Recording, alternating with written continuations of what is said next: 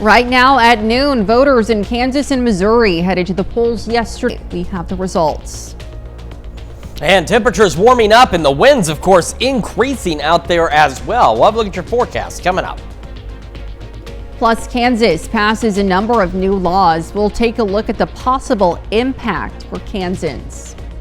The 4 states' most watched news starts now. This is KOAM News at noon. I'm Elise Noe. Voters in some communities in Missouri and Kansas headed to the polls yesterday. Issues on the ballots include school bonds, park improvements, tax questions, and funding for emergency services. And several communities are also choosing their local government leaders. Here are the results. Now we start in Carthage, where there are 2 questions. The first asks to raise the current operating levy. Now it would be a 55-cent property tax increase to fund a salary increase for Carthage School District teachers. This question passes. Now the second question would extend the current tax to pay for a bond up to $25 million for building renovations, a new performing arts auditorium, and tornado safety shelter. This question also passes. East Newton School's proposition Safe Kids asks voters to extend the current tax levy to fund the construction of 2 storm shelter multi-purpose classrooms at the Granby and Triway campuses. This proposition passes. The Jasper School District asks voters to pass a levy for learning a question. Now it would increase the operating tax levy to help attract and retain quality teachers and staff. This question passes by a sizable margin. Now, voters in the Sarcoxy School District decided a $2.5 million school bond. Proposition Care would fund a number of projects, including safety improvements and athletic facility upgrades. The bond did not pass. In Seneca, voters are asked to extend the current tax levy to pay for a $9 million bond. Now, this would fund improvements at the current school facilities, construct tornado safe rooms at the junior high, and build a new center for career exploration at the high school. This question passes.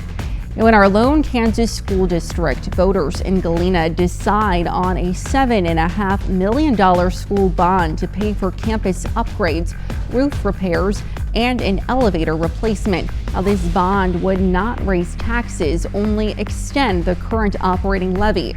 It passes by a wide margin. Now, switching gears, there were 2 candidates running for mayor in Carthage. David Brent Flanagan is the winner over at Hardesty. The Carthage community has dealt with turmoil surrounding its city leadership over the past year. In Goodman, Missouri mayor's race, Clay Sexton defeats J.R. Fisher. Now that sets up an interesting case, and here's why. The same 2 candidates ran for the position of South Ward alderman. Sexton wins that race as well. Now there's quite the question as to how the outcome should be handled, and it could set a statewide precedent considering the Secretary of State's office isn't sure either. We'll have more results in a bit, and you can keep up with the latest election results by scanning this QR code. Now it'll take you to the Decision 2025 races and results page of our website. Now once there, you can get race updates in real time. There's also information on how to find election resources in your area. And that's the races and results page on KOAMnewsnow.com. Let's head over to Chris Warner for a look at the forecast.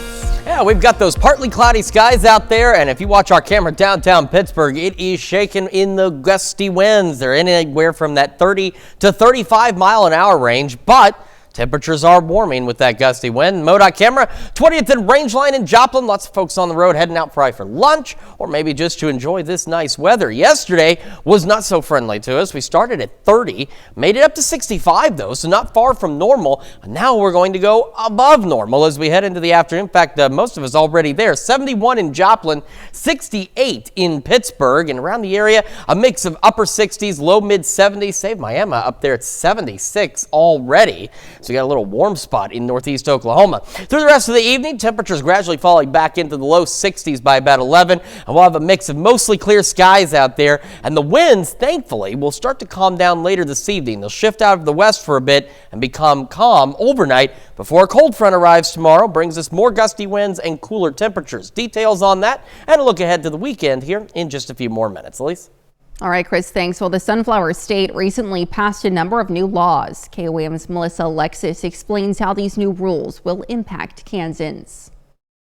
The new Kansas laws will affect groups from companies to residents to local government. Dependents of members of the National Guard will now have some extra educational benefits. A new law expands the Educational Assistance Act, and they can earn a higher education certificate or degree. Another new law in the education realm created a grant fund to support technical colleges in Kansas.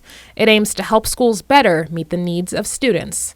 The State Board of Regents will manage the fund. One law protects victims of fires started by electric company equipment. A claim must be made within 2 years of the fire, and in a few cases, 10 years. There's also a new aim for transparency through a law that requires local governments to report economic development incentives.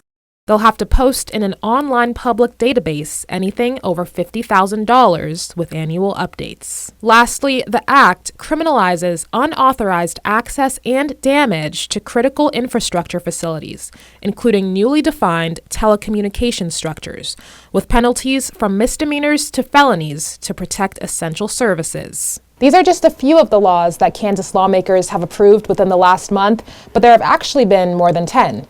I'm Melissa Alexis reporting. You can find more information on new Kansas laws on our website, KOAMnewsnow.com. And coming up, American shoppers are bracing for economic impact as President Trump's reciprocal tariffs go into effect on goods from almost every country on Earth. And later, we're making deviled egg dip in the Mr. Food Test Kitchen. We'll be right back, but first, here's more election results from Southwest Missouri.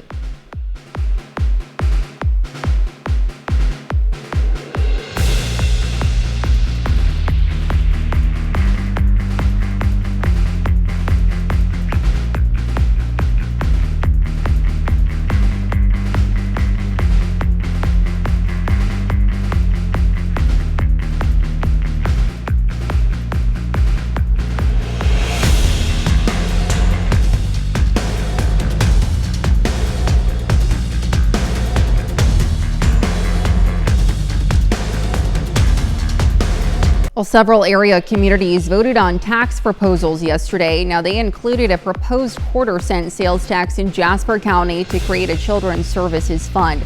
Supporters say it would generate $5 million a year. Now, voters rejected that idea. Barton County, Missouri voters were asked to fund MU extension programs through their property taxes. Voters said no to that proposal.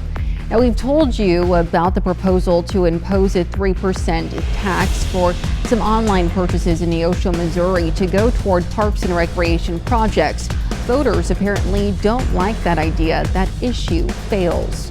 Oronogo had its own online sales tax proposal on the ballot. Voters give a thumbs down to that proposal.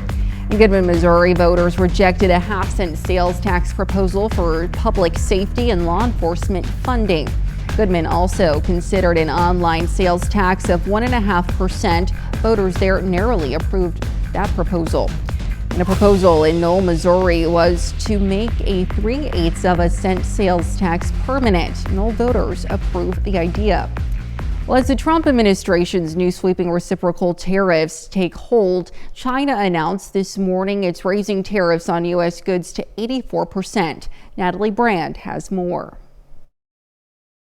U.S. trading partners are hitting back after President Trump's reciprocal tariffs kicked in overnight. Beijing responded to the administration's additional 50% tariff on Chinese imports, raising its retaliatory tariffs on U.S. goods to 84%. No one wins in a war, but it's proportionality, and the proportionality for the Chinese is going to be much worse. The European Union has announced retaliatory tariffs on more than $20 billion of U.S. goods, but countries are also signaling they want to negotiate. The administration says it's heard from about 70. I'm telling you, these countries are calling us up, kissing my ass. They are They are dying to make it here. Please, please, sir, make it here.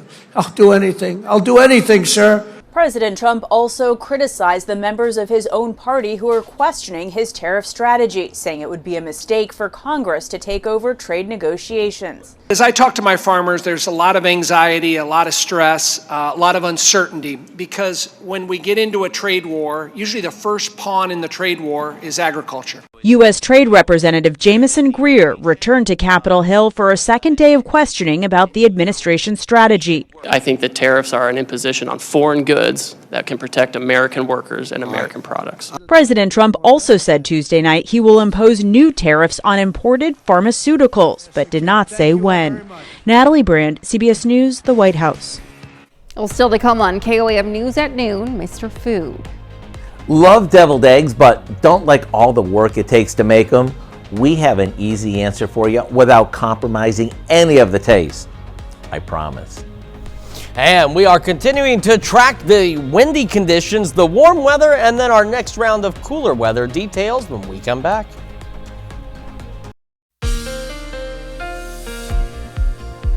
Welcome back to the KOAM News at noon. So we've got a warm and windy day ahead of us. You can see our camera shaking downtown Pittsburgh with those wind gusts in that 30 to 35 mile an hour range from out of the south. Now the good news is a little later today, those winds will eventually begin to calm down.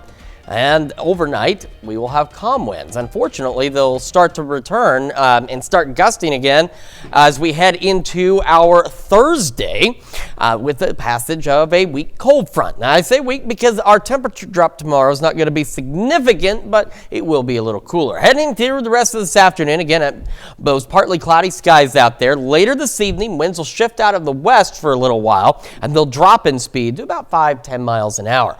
Overnight, they'll become calm. Clouds clear out a bit. We're looking to be mostly clear tonight, and then toward tomorrow morning, clouds begin to return. Still a nice start to the day compared to what it was yesterday. It'll be similar to this morning, upper 40s, low 50s out there, and then that cold front passes through in the first half of our Thursday. Really, the only way you're going to know it's passed is when the winds shift direction on you. They'll come out of the northwest, and they'll occasionally gust upwards of 25 miles an hour, so it might make it feel a little cooler, but our temperature change is not expected to be significant. We're talking no more than maybe 5 or 6 degrees cooler tomorrow than what we're looking at today. However, because of that north breeze and that cool air that kind of sinks in, we will be a little colder from Thursday night into Friday and Friday night into our Saturday. So we're starting Friday morning above freezing, which is good, but it will be cold into the 40s and chilly compared to this morning, for example. And by noon, early into the low to mid 50s for most of us out there, so it will be cooler. In fact, by Friday, we're looking to be about 10 degrees cooler Friday than what we're expecting our high to be tomorrow. So do be prepared for that. That also means, though, unfortunately, as we go overnight, Friday into Saturday, it's going to be cold again. Now, we're not looking at the freezing temperatures, thankfully, but we are looking at some temperatures Friday night into Saturday morning, maybe falling back into the upper 30s for some of us. So keep that in mind. If it looks like it's going to get any colder, of course, we'll let you know, but shouldn't drop to freezing, but it will be cold. All right, the rest of today, low to mid 70s for most of us, but some upper 70s absolutely possible, especially in our western counties with those south winds continuing to gust to 35. Into this evening, again, upper 40s, low 50s, just a few clouds out there, and the winds will eventually be calm, but it will be a brief relief from those gusty winds as they will return tomorrow with the passage of that cold front.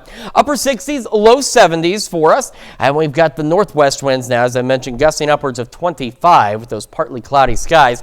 Beyond that, Friday, again, a bit chilly, upper 50s, low 60s, but by Saturday, Sunday, temperatures warming right back up again for us, near 80 on Sunday, breezy once again.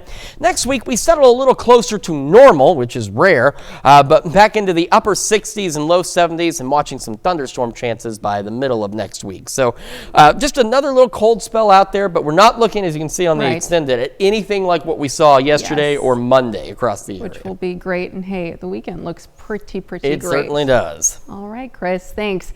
Well, stick around. We're making deviled egg dip in the Mr. Food Test Kitchen. Don't go anywhere. We'll be right back. Well, Howard's continuing sharing perfect Easter recipes this week.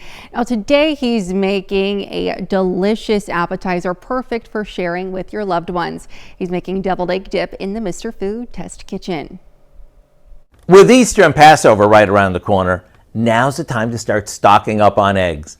I mean, between all the baking and decorating, you'll want to make sure you have plenty on hand.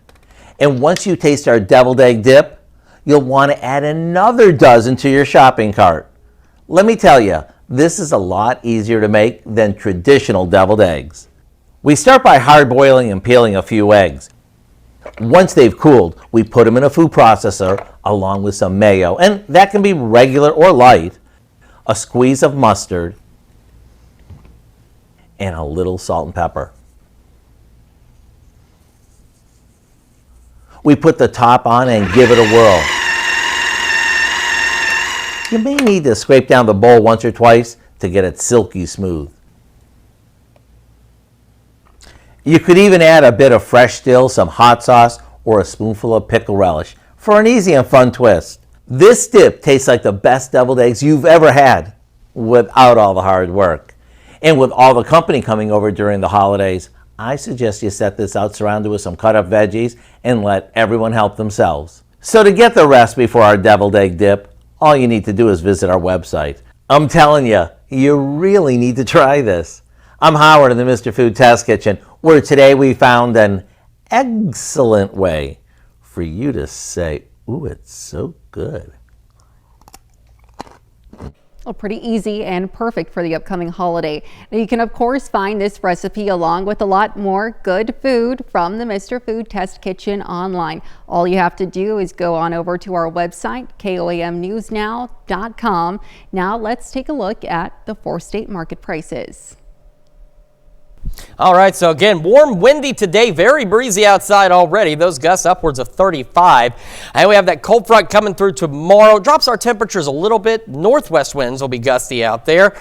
We're about 10 degrees cooler Friday compared to Thursday. A little chillier out there, but worry not. Warm weather returns near 80 Sunday. More wind because, you know, it's springtime in the 4 states.